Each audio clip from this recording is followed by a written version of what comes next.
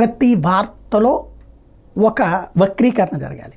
Paramedical courses అనేటటువంటిది దశాబ్దాల తరబడి ఉన్నాయి.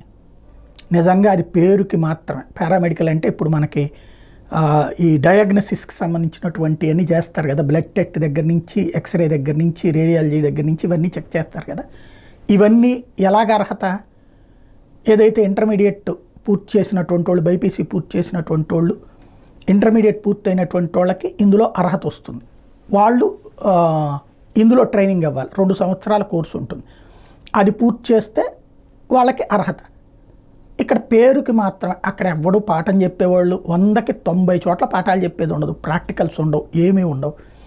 ఫైనల్గా సర్టిఫికేట్ తీసుకున్నాక నిజంగా వాళ్ళు ఎక్కడ ట్రైనింగ్ అవుతారంటే ఆయా డయాగ్నోసిస్ సెంటర్లలో చేరాక అక్కడ సీనియర్ల ద్వారా ట్రైనింగ్ అవుతున్నారు తప్పించి నిజంగా డయాగ్నోసిస్ సెంటర్లో అయితే ఎవరు ట్రైనింగ్ అవ్వట్లేదు. ఇది వాస్తవం, నిజం.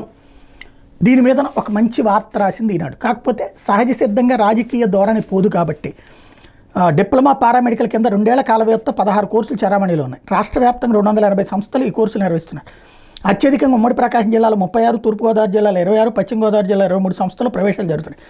Diploma in medical lab technician, diploma in optometry, dialysis, cath lab, radiography, ECG, cardiology technician, respiratory therapy, radiotherapy technician వంటి కోర్సులు నిర్వహిస్తున్నారు. వీటిలో కన్వీనర్ కోటాలో ప్రవేశాలు జిల్లా వైద్యారోగ్య శాఖ, యాజమాన్య కోటాలో ప్రవేశాలు సంస్థల నిర్వాహకుల ఆధ్వర్యంలో జరుగుతుంటాయి.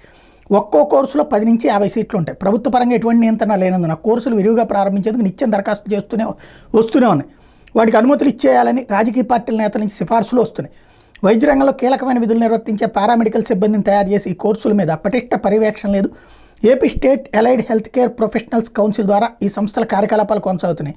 ఇది కూడా కేంద్ర ప్రభుత్వ మార్గదర్శకాల ప్రకారం ఉండాల్సినంత పటిష్టంగా లేదు. దీనికి ఏమని రాస్తారంటే, ఇది రాసినటువంటి ఈనాడు ఇదంతా బోధన ప్రమాణాలు పూర్తిగా గాలికి వదిలేశారు. అర్హతలో ఉన్నటువంటి బోధకులు లేరు, ల్యాబ్లో ఉండో, ప్రయోగాలు చేయించరు, తనిఖీలకు వచ్చే వారికి ముడుపులు ఇచ్చి అంతా బాగుందని నివేదికలు ఇప్పించుకుంటారు. అసలే అంతంత మాత్రంగా వీటి నాణ్యత వైకాపా పాలనలో పూర్తిగా పడిపోయింది. ఇక్కడ చూడండి, వార్త ఇదంతా నిజం.